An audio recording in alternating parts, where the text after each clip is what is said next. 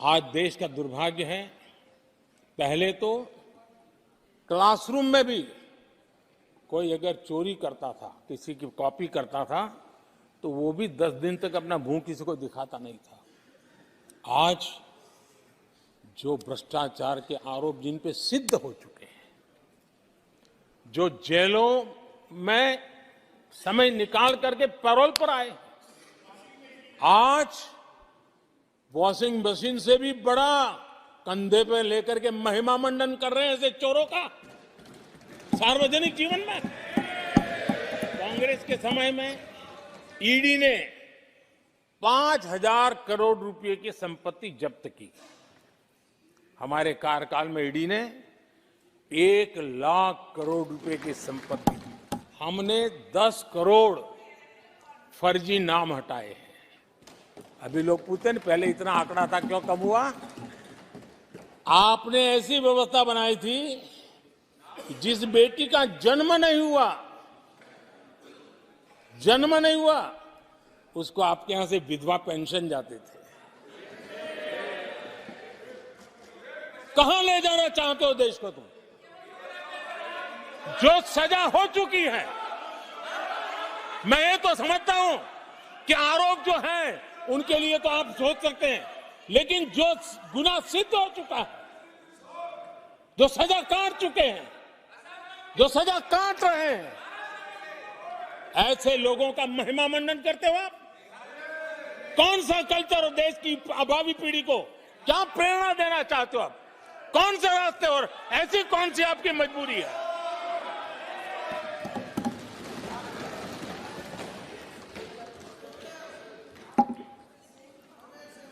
आदरणीय अध्यक्ष जी, यहां पर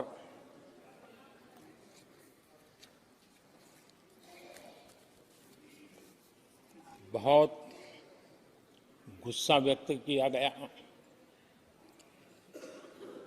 जितना हो सका उतने कठोर शब्द में गुस्सा व्यक्त किया गया। उनका दर्द मैं समझता हूं, उनकी मुसीबत और ये गुस्सा मैं समझता हूं, क्योंकि तीर निशाने पर लगा है।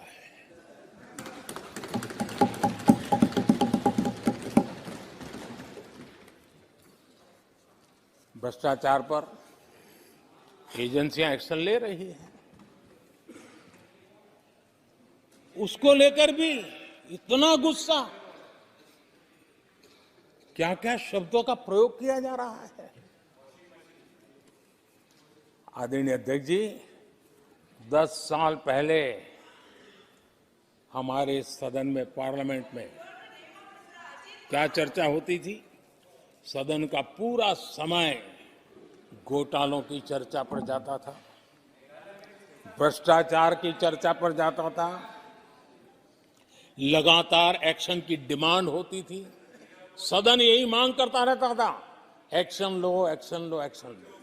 वो कालखंड देश ने देखा है, चारों तरफ भ्रष्टाचार की खबरें रोजमर्रा। और आज जब भ्रष्टाचारियों पर एक्शन लिया जा रहा है, तो लोग उनका समर्थन में हंगामा करते हैं। आदरणीय अध्यक्ष जी, इनके समय में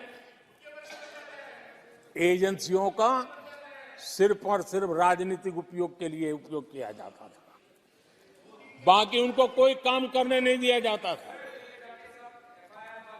अब आप देखिए उनके कालखंड में क्या हुआ। पीएमएलए एक्ट के तहत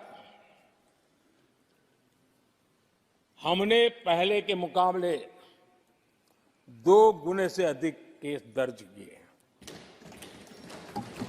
कांग्रेस के समय में ईडी ने 5,000 करोड़ रुपए की संपत्ति जब्त की। हमारे कार्यकाल में ईडी ने 1 लाख करोड़ रुपए की संपत्ति की। देश का लूटा हुआ माल देना ही पड़ेगा। और जिनका इतना सारा माल पकड़ा जाता हो, नोटों के ढेर पकड़े जाते हो, और अधीर बाबू तो बंगाल से आते हैं, देखे हैं नोटों के ढेर उन्होंने तो। किस किस के घर में से पकड़े जाते, किस किस राज्यों में पकड़े जाते थे। ये देश ये नोटों के ढेर देख देख करके चौंक गया है। लेकिन अब जनता को आप मूर्ख नहीं बना सकते। जनता देख रही है कि किस प्रकार से यूपीए सरकार में जो भ्रष्टाचार की बातें होती थी उसका टोटल 10-15 लाख करोड़ का रहा है, चर्चा होती थी। हमने लाखों करोड़ के घोटाले तो अटकाए, लेकिन उन सारे पैसों को गरीबों के काम लगा दिया, गरीबों के कल्याण के लिए। अब बिचौलियों के लिए गरीबों को लूटना बहुत मुश्किल हो गया है। Direct benefit transfer, Jan Dhan account, Aadhaar, mobile, उसकी ताकत हमने पहचानी है। 30 लाख करोड़ रुपए से ज्यादा रकम हमने लोगों के खाते में सीधी पहुंचाई। और अगर कांग्रेस के एक प्रधानमंत्री ने कहा था कि 1 रुपया भेजते हैं 15 पैसे पहुंचते हैं, अगर उस हिसाब से मैं देखूं तो हम जो 30 लाख भेजे हैं, अगर उनका जमाना होता तो कितना रुपया कहां चला जाता, इसका हिसाब लगाइए। 15% मुश्किल से लोगों के पास पहुंचता, बाकी सब कहां चला जाता। आदरणीय अध्यक्ष जी, हमने 10 करोड़ फर्जी नाम हटाए हैं। अभी लोग पूछते हैं पहले इतना आंकड़ा था, क्यों कम हुआ? आपने ऐसी व्यवस्था बनाई थी कि जिस बेटी का जन्म नहीं हुआ उसको आपके यहां से विधवा पेंशन जाते थे। और ऐसे सरकारी योजनाओं को मारने के जो रास्ते थे ना, 10 करोड़ फर्जी नाम बंद किए। ये जो परेशानी है ना इन चीजों की है, क्योंकि रोजमर्रा की काय उनकी बंद हो गई है। आदरणीय अध्यक्ष जी, हमने ये फर्जी नामों को हटाने से करीब करीब 3 लाख करोड़ रुपया फर्जी हाथों में जाने से बचाया, गलत हाथों में जाने से बचाया। देश के टैक्स पेयर का पाई पाई बचाना और सही काम में लगाना, इसके लिए हमने जीवन खपा रखे हैं। आदरणीय अध्यक्ष जी, सभी राजनीतिक दलों को भी सोचने की जरूरत है और समाज में भी जो लोग बैठे हैं उनको देखने की जरूरत है। आज देश का दुर्भाग्य है, पहले तो क्लासरूम में भी कोई अगर चोरी करता था, किसी की कॉपी करता था, तो वो भी 10 दिन तक अपना मुंह किसी को दिखाता नहीं था।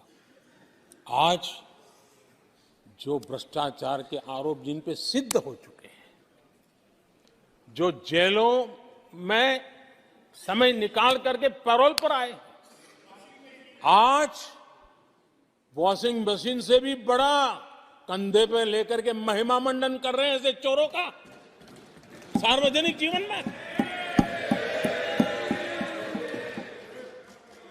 कहां ले जाना चाहते हो देश को तुम?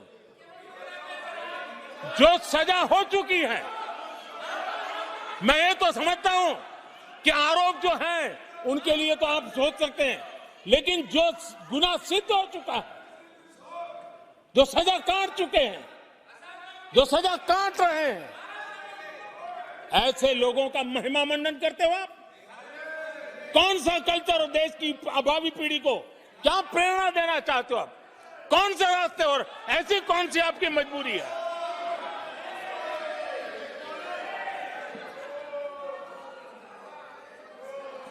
और ऐसे लोगों का महिमा मंडन किया जा रहा है, उनको महान बताया जा रहा है।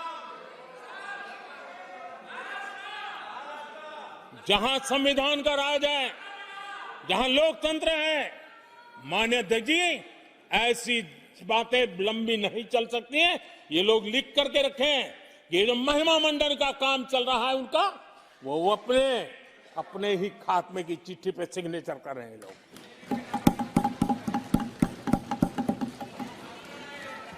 आदरणीय अध्यक्ष जी, जांच करना ये एजेंसियों का काम है। एजेंसियां स्वतंत्र होती हैं और संविधान ने उनको स्वतंत्र रखा हुआ है। और जज करने का काम न्यायाधीश का है।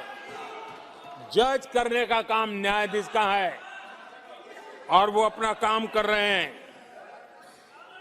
और अध्यक्ष जी, मैं इस पवित्र सदन में फिर से दोहराना चाहूंगा, जिसको जितना जुल्म मुझ पर करना है कर ले, मेरी भ्रष्टाचार के खिलाफ लड़ाई चलती रहेगी। जिसने देश को लूटा है उनको लौटाना पड़ेगा। जिन्होंने देश को लूटा है उनको लौटाना पड़ेगा। ये मैं देश को इस सदन की पवित्र जगह से वादा करता हूं।